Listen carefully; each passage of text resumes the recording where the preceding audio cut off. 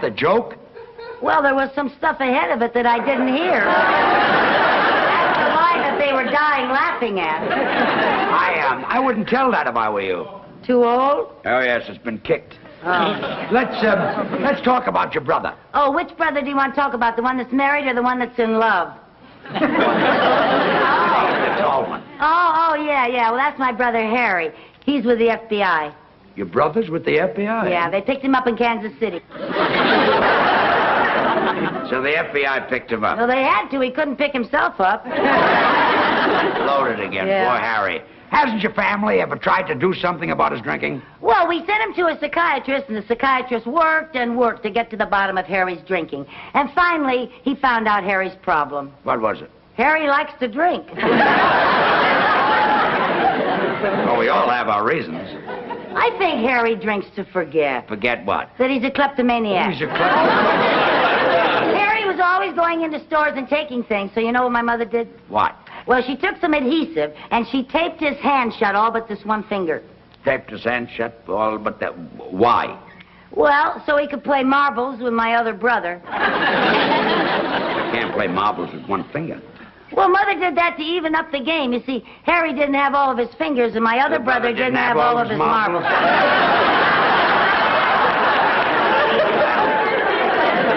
That made the game even. Yes, it did. But when your mother taped up Harry's hand so that he only had one finger, did this stop his shoplifting? Well, it helped. All he could steal were donuts. Harry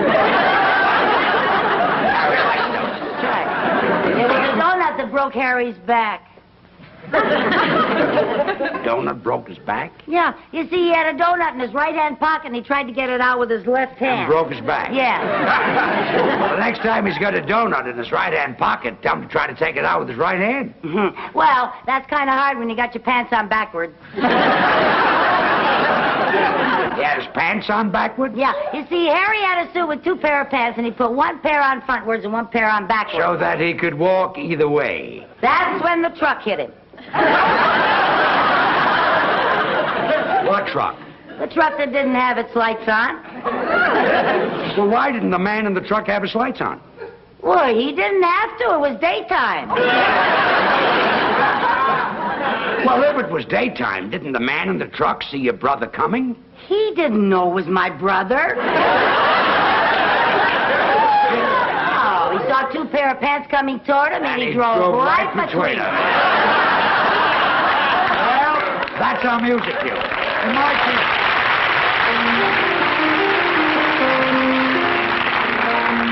Two sweethearts in a country town, the neighbors say, lived happily the whole day long. Until one day told he must go away, she wondered then what could go wrong.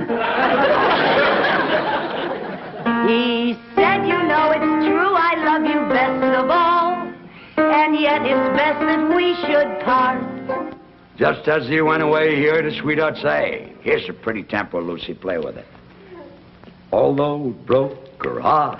Some of these days. Yes, some of these days. You'll miss me, honey. You're gonna miss me, honey. Some of these days. Yes, one of these days. You'll feel so lonely. You'll be feeling, oh, so You'll lonely. miss my hugging. You used to love it when I'd hug and You'll squeeze you. miss my kissing. You'd ask for more, and I tease miss you. me only. You want me only When you go away. when you're a million You'll feel miles. so lonely. In the evening when the sun goes Just down, for me only. I'll be on the other side of town. For you know, Oh, honey. you know, baby, You had your way. that you went and had your way. And when you leave me, I know 'twill grieve You me. can bet you're gonna be full of sorrow. To miss your blue-eyed baby some of these days.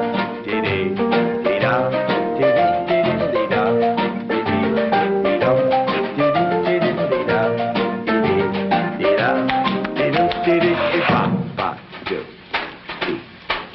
dee, dee, ba, do, dee, dee, ba, ba, dee-dee, dee-da, ba, oh, sweet, yeah, ooh.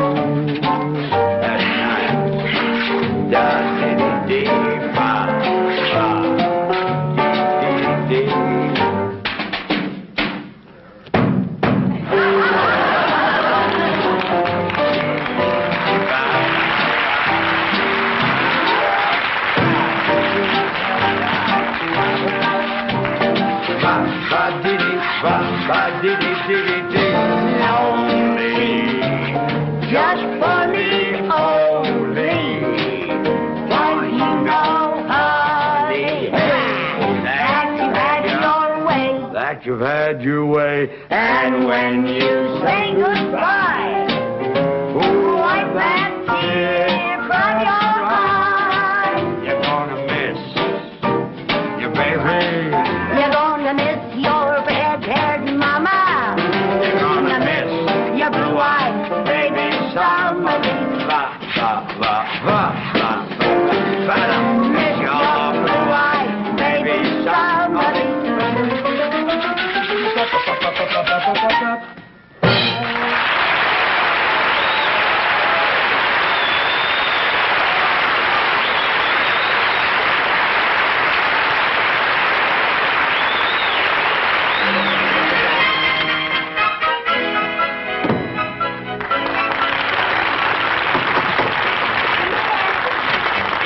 Lucy, you were just great. Thank you. Everybody out front is talking.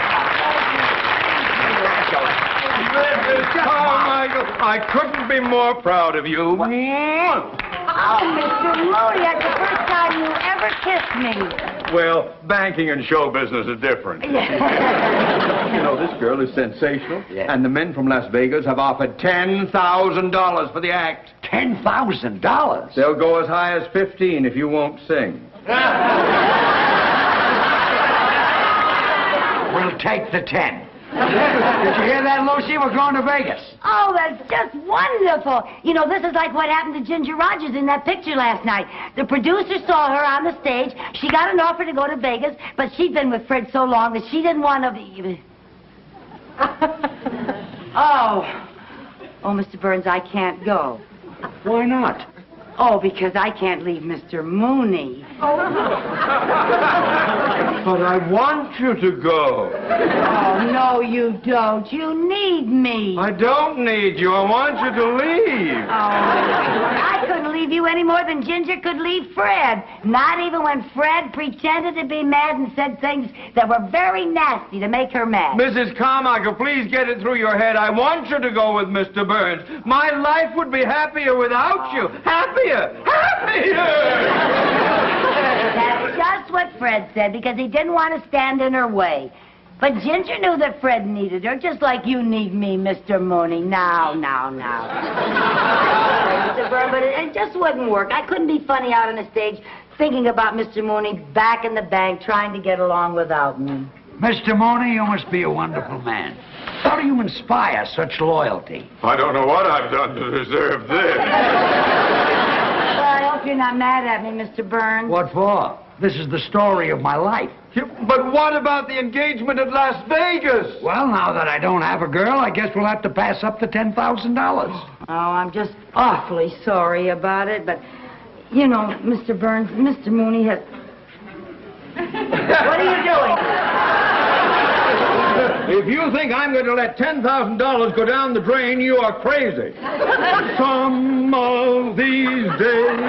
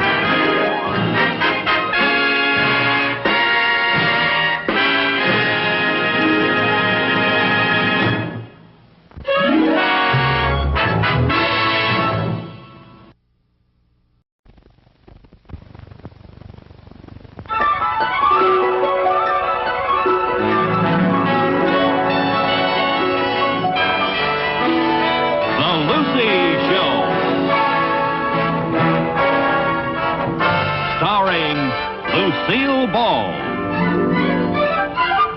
Co-starring Gail Gordon.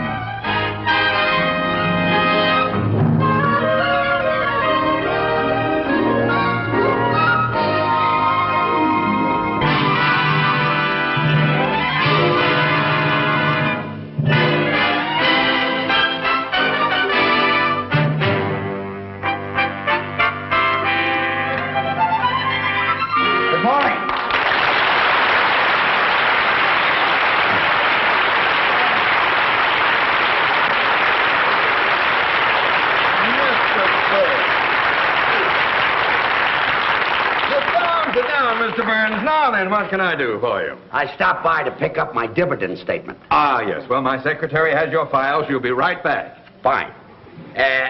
Do you smoke cigars, Mr. Mooney? Yes, I do, yes. May I have one?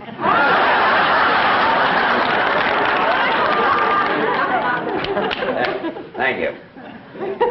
Jack Benny always pulls that on me. Very fun. Well, you know, there it is. Some actors have to be on all the time.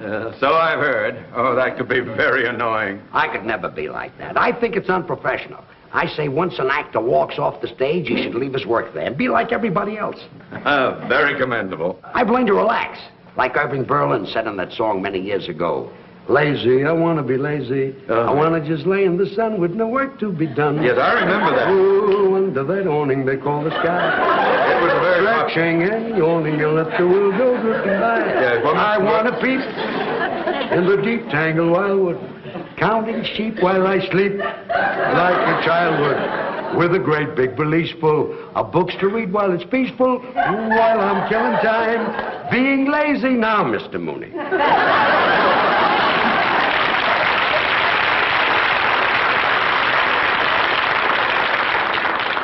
Maybe I can find your file, Mr. Burns. It should be here under the B's. All right, Martin, Miller, Munson, Murphy. Under the B's? Maybe we'd better wait for my secretary. I hope you don't mind waiting. Think nothing of it. Now that I'm not doing an act anymore, all I've got is time on my hands. You and nothing but love in view. And if I fall, once and for all, I'll see my dreams come true. Moments to spare for someone you can't fall. Excuse me, Mr. Burns. Yes, oh, I was here, what? Oh, yeah, because... Time on my hands, you and my... Mr. Mooney, don't be embarrassed. Nobody ever lets me finish a song. Would you care for another cigar? Oh, no, go right on with your work. I'll just sit here and look at the stock report. Oh, yes. I envy you, Mr. Burns. How's that? Well, being able to retire in the prime of your life, just sit back and to collect dividends. Well, that might be true about some people, but not about me. Oh? It kills me not to be doing an act. Well, why did you stop working? Well, I've always liked to work with women. I had a great act going with Carol Channing, and then she left me. She went into Hello, Dolly, and then I did an act with Dorothy Provine, and she went into television, and Connie Stevens went into pictures. Well, why don't you find some other girl to work with you? Mr. Mooney, comedians are not that easy to find.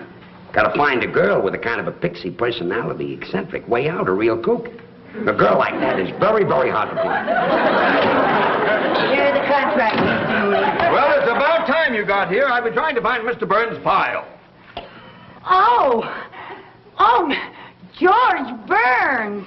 How do you do? Oh, you've been a favorite of mine for years. Thank you.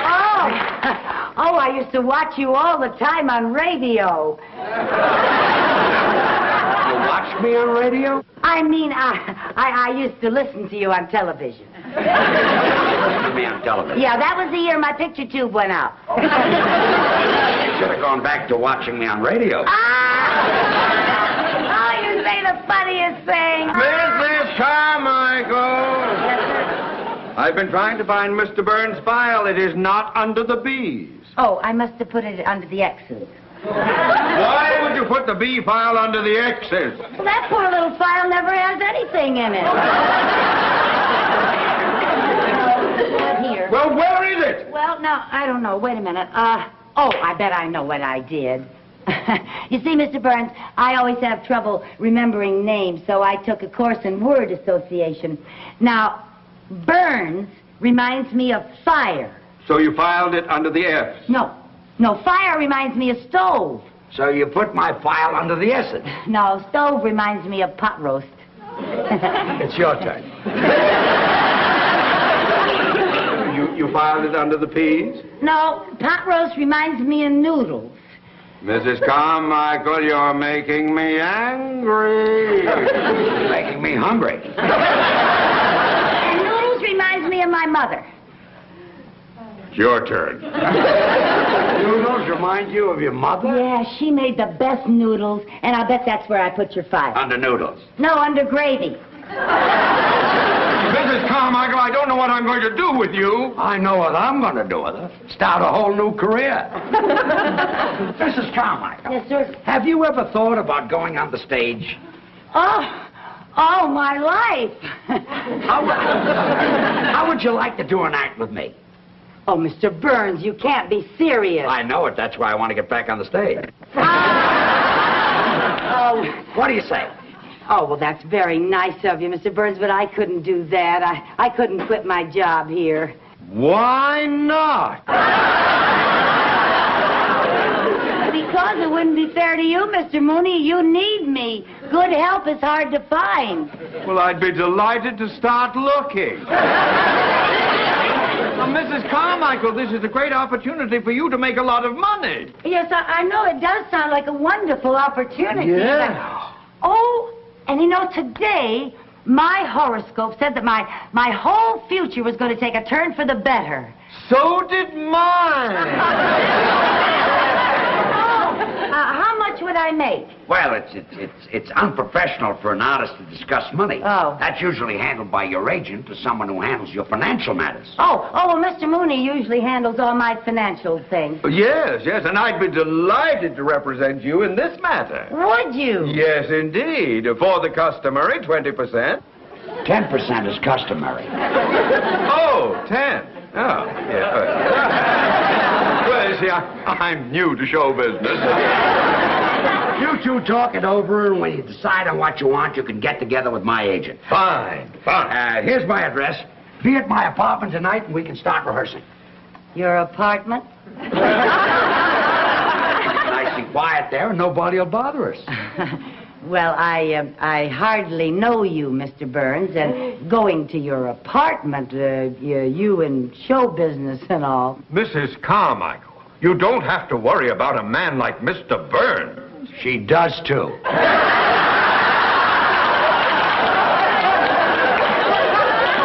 didn't mean that you aren't a gentleman, Mr. Burns. I just meant that... Well, I meant you're a man, and if I go to your apartment, people might talk. What people? There won't be any people there. And when I talk, nobody believes it anymore. Good night. Okay, Bye, Mr. Mrs. Burns. Carmichael. Well, thank you. Goodbye, Mr. Mooney.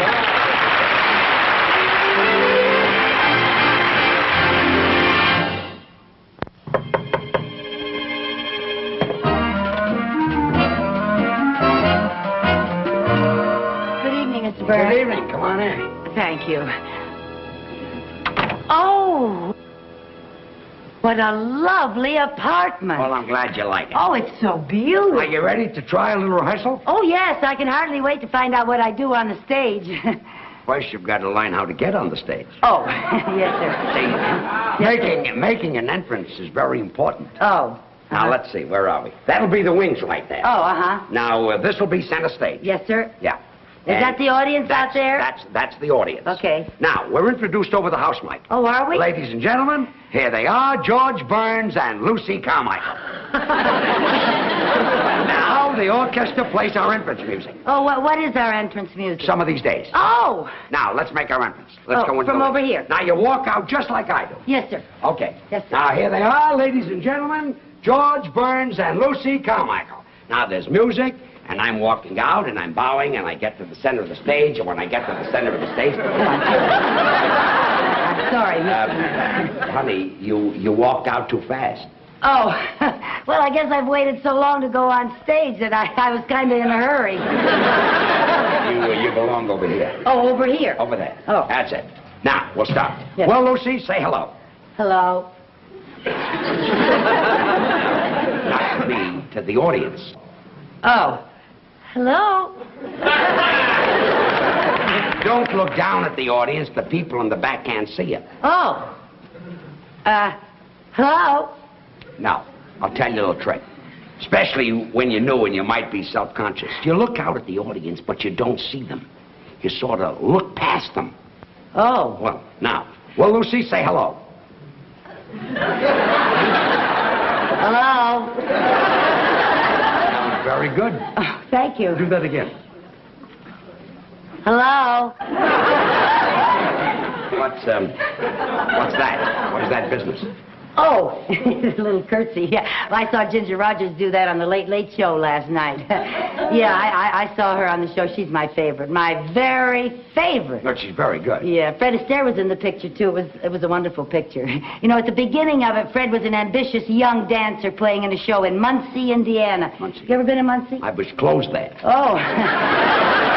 Well, Ginger Rogers is one of the chorus girls in the picture, and Fred's up there dancing away, you know, and Ginger's in back of him kicking with the girls, you know, and she accidentally kicks Fred. And the people laugh, and Fred is very embarrassed, you know. And then the girls go off stage, and Ginger starts for her dressing room, and Fred comes off stage, grabs her, and starts bawling her out. And that poor little thing is on the verge of tears. She's hurt? Not her, him. Oh, him. It hurt where she kicked him. Oh. And he tells her she's nothing but a clumsy clown with 2 left feet. And he calls her a no-talent nitwit. And then she calls him a swell-headed nincompoop. Yeah, and that's when they realize that they really love each other. It always...